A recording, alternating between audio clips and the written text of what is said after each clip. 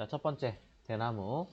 자, 대나무 사용하실 때는요, 사각형으로 저는 간단하게 그릴 거예요. 자, 사각형으로 그릴 거고, 자, 이 상태에서 왼쪽과 오른쪽에다가 점을 추가할 건데요. 자, 펜툴 가지고 점을 하나, 둘 추가할 수 있겠죠. 자, 점을 추가해서 각각의 얘를 이렇게 키보드로 움직여서 배치를 할 수 있고, 그 다음에 이 두 개를 곡선으로 바꿔서 사용하시면 다루기 쉽습니다. 이때 이 기법을 조금 더 쉬운 방법 두 가지를 설명을 드릴게요.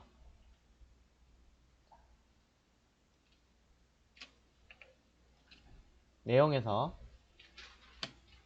왼쪽에 보시면, 자, 왼쪽에 지금 보실 라인은 바로 이 두 개예요. 스케일이라고 하는 아이와 그 다음에 리쉐입이라고 하는 아이입니다. 자, 둘 다 아직 배우지 않으셨지만 일부러 한번 보여드리는 거예요. 자, 리쉐입이라고 하는 아이는요, 이렇게 그냥 면으로, 선으로 되어 있는 아이, 곡선이 없는 아이에다가 방금 전에처럼 점을 추가를 하잖아요. 점을 추가를 하면 뭔가 기능을 하나 더 가지고 있습니다. 그 기능이 뭐냐면 점 자체가 바로 곡선으로 바꿔버리는 아이예요. 점을 추가하자마자 생겨요. 즉 아까처럼 이렇게 점 추가하고 곡선 버튼 누르고 하실 필요가 없다라는 거죠. 그냥 바로 되니까.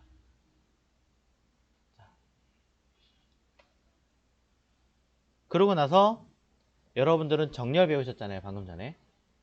정렬이라고 하는 아이는, 자, 정렬이라고 하는 아이는 단순하게 우리가 알고 있는 이러한 도형들끼리 정렬을 하는 아이는 아닙니다. 이것만 하는 건 아니라는 거죠. 왜?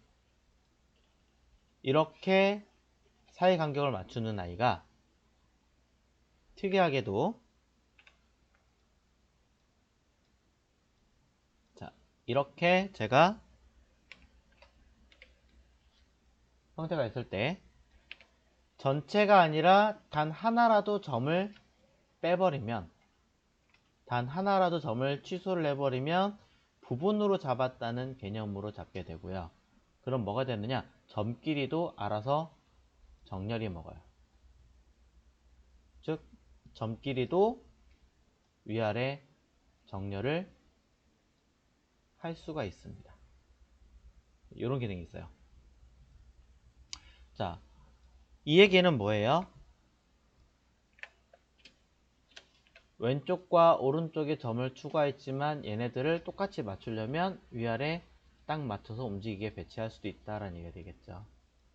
내가 아무리 위아래로 틀어서 점을 배치한다고 하더라도 이렇게 맞출 수 있다는 얘기가 됩니다. 자, 뭐 이런 식의 기능이 있어요.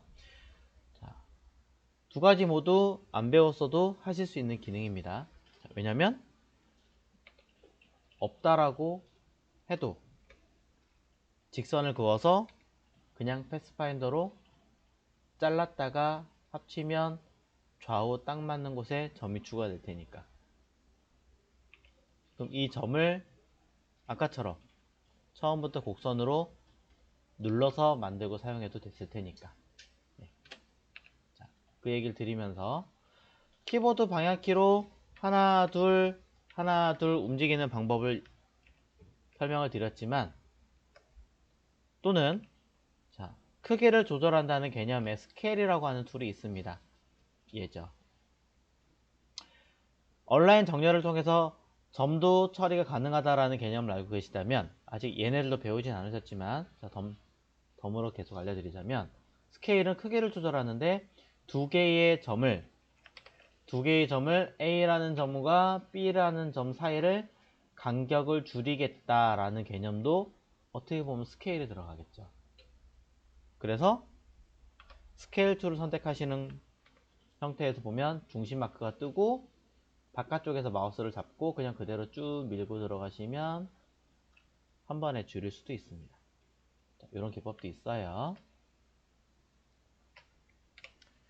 자, 그럼 조금 더 다루기 쉬워진다라고 이야기를 드리고요. 자, 그래서 이렇게 만들어서 보면 밑에 만들었을 때처럼 카피를 해서 아래쪽에 뒤집고 중간에 있는 부분도 맞춰가지고 딱딱 붙여야 되니까 위를 기준으로 정렬, 사이 간격을 0을 만들어서 붙여라 버튼 할 수 있겠죠. 자, 똑같은 방법으로 점 두 개를 정렬해라 라고 사용하실 수도 있습니다. 자, 방금 전에 보신 기능 스케일만 빼고는 배우신 기능을 좀 더 활용하시면 이렇게 다양한 방법으로 써먹을 수 있다라고 이야기를 드리고요. 자, 얘를 그대로 카피해서 그대로 선으로 바꿔서 선 두께를 주고 캡과 코너를 붙여주고 필요 없는 위치에 구멍을 뚫어주고 마찬가지 중간중간에 구멍을 뚫어줘야 되니까 자, 요건 똑같아요. 중간중간에 점을 추가하거나 정리를 해서 불필요한 아이들은 다시 지우고 여기는 긴 선이니까 통째로 지우고 하면 그대로 만들어질 거니까 그룹 해서 왼쪽 그룹과 오른쪽 그룹 두 개를 좌우 가운데 정렬 누르면 쉽게 배치가 되겠죠. 자, 그럼 훨씬 더 빠르게 작업이 될 뿐이 아니라 둥글둥글하게 되어진 이 아이들도 결국에는 더 쉽게 만들 수도 있다는 얘기입니다. 무슨 말이냐? 여기를 좀 더 빠르게 잡고 당겨버리면 뭘 할 수 있나요? 지난 시간에는 여기를 동그랗게 아예 만들어서 제가 진행을 했다면 이번엔 반대로 이 부분이 앞에 오게 돼서 앞부분의 색깔을 칠을 하게 된다라는 개념으로 놓고 보자면 얘네들은 다시 왼쪽 정렬을 놓고 봤을 때 이런 식으로도 얹을 수 있다라는 개념이 되겠죠. 해석을 어떻게 하냐에 따라 달라지게 되는 거죠.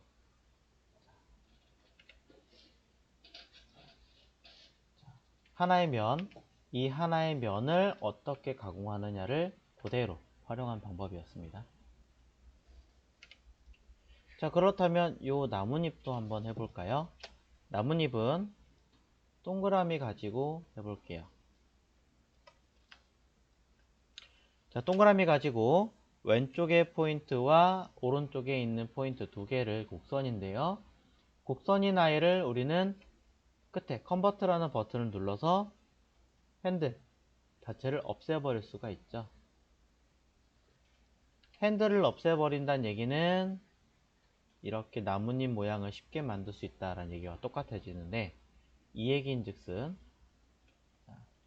이렇게 만든다는 얘기는 하나를 만들고 그대로 카피해서 리플렉트를 아직 안 배우셨기 때문에 리플렉트를 안 하고 그냥 카피해서 반대로 회전시키면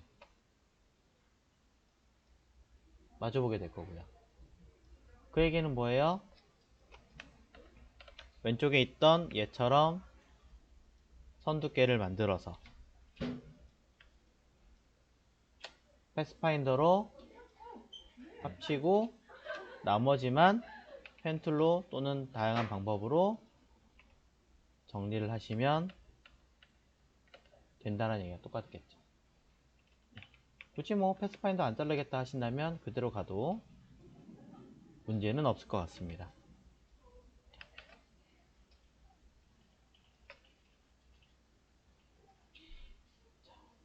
이렇게 하는 방법도 있습니다. 자, 하나 작으니까 하나만 작게 줄일까요? 어느 그룹 해서 얘만 사이즈 줄이면 되겠죠.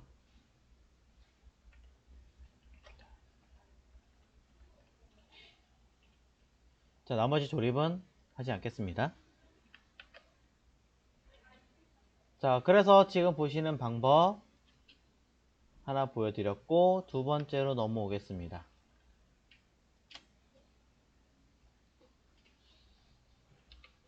자, 두 번째에서도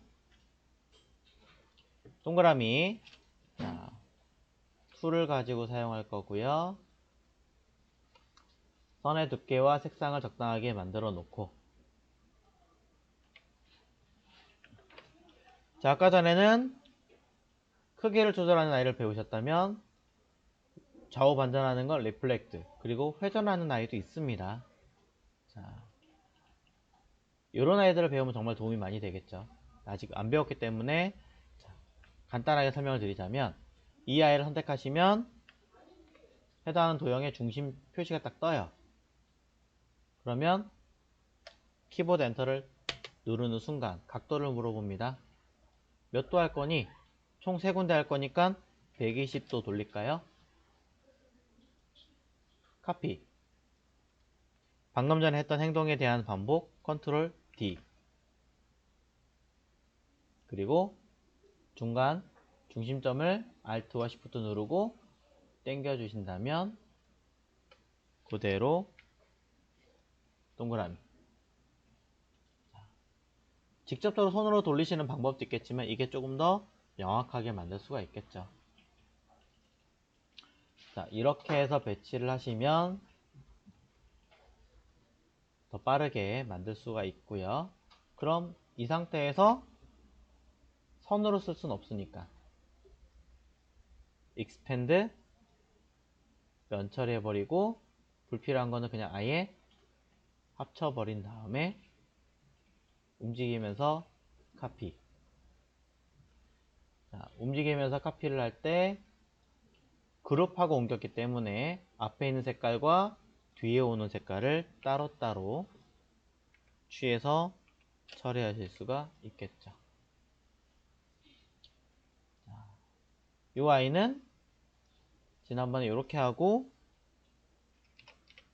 컨트롤 C 회전하고 컨트롤 F, 반대로 회전하고 컨트롤 F, 요거를 조금 더 명확하게 했다라고 보시면 될 것 같습니다.